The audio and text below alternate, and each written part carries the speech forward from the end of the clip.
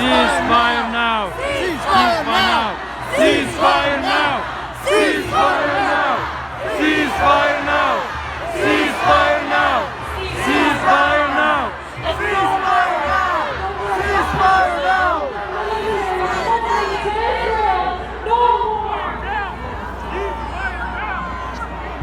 طوفان بشري العاصم واشنطن. My message today for everybody who's new to the Palestinian struggling is to look every day in the mirror and say, it could have been me, it could have been my family. These people are just like me. They deserve to live without humiliation, without the constant threat of bombardment, without the constant threat of a deliberate and intentional starvation on the grounds of Gaza, and finally without the constant threat of their bodies being ripped apart to pieces on their last day on earth. Ceasefire now! Ceasefire now!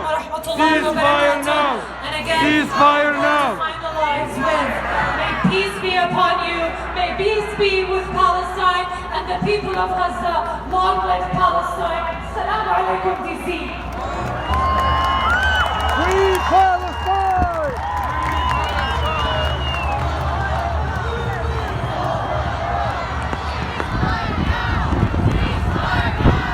Ceasefire now! Ceasefire now! Ceasefire now! Ceasefire now! Ceasefire now! My name is Yasmin Al-Agha, and I'm a law student at Northwestern University in Chicago. But Gaza is where I call home and where my heart lies. My family is one of the largest in Gaza. We've been there for over 500 years. We have over 9,000 members, most of whom live in Khan Yunis. Israel has shattered our past, our present, and our future.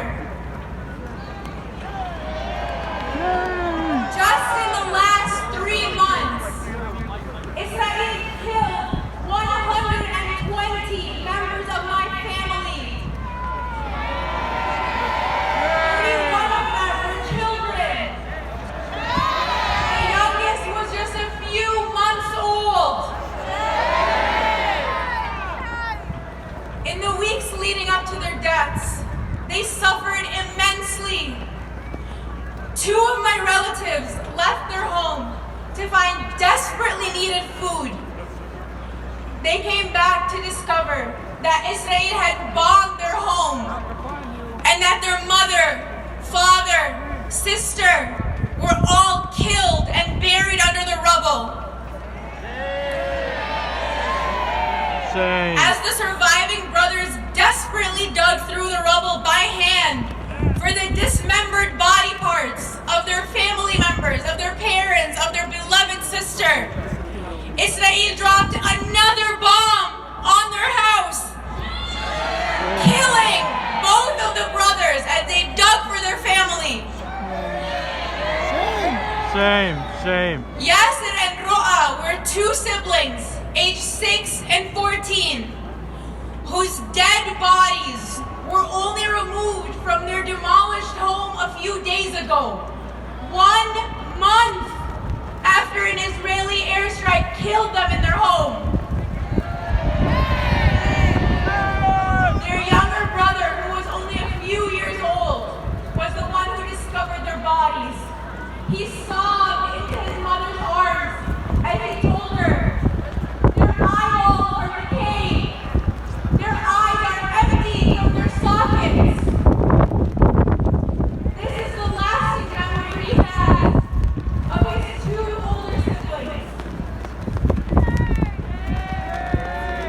Hundreds of my family members are now sleeping on cardboard in the cold streets.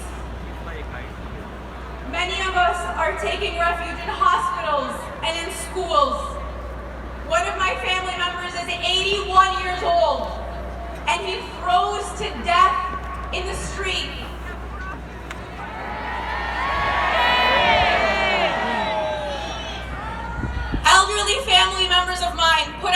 flee because they are starving to death, surrounded by Israeli soldiers who refuse them access to water and food and medication. They are begging for their lives. The hospitals and schools that hundreds of my family members are sheltering in have nevertheless been targeted by Israeli airstrikes. Many have been killed in these hospitals and schools. My aunt Samar went out in search of life-saving medication for my mentally disabled uncle. He's been on medication his entire life. For the first time in his life, he is off of it. He's facing severe withdrawal symptoms, seizure-like symptoms, convulsions. When she went out to find medication for him, she was shot at by Israeli tanks. She witnessed others in the street killed right in front of her eyes. It could have been her. This is the same aunt who has been volunteering, giving everything she has to help others. She goes to other schools, asks, what do your children need? She goes down and buys it and gives it to the mothers whose children are freezing in the street. Their hearts remain pure. When I visited Gaza last year, my aunt made a handmade thobe for me, but I wasn't able to take it back with me. When my grandparents evacuated just a couple of days ago, they faced severe hardship at the Ma'bar in Rafah. And still, even in the 18-hour ordeal of trying to get two elderly people out, my aunt remembered to send my thobe with my grandparents. She told me, if I can't make it out of Gaza alive, at least the thobe can make it out alive. And you will have something to remember me by. She's preparing me for her death.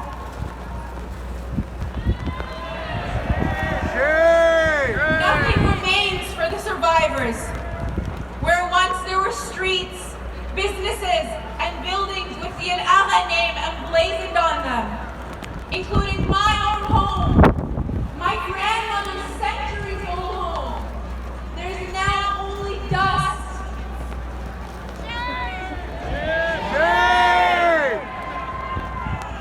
For the sake of the surviving members of my family desperately clinging to life, we need an immediate and permanent ceasefire now! Ceasefire now!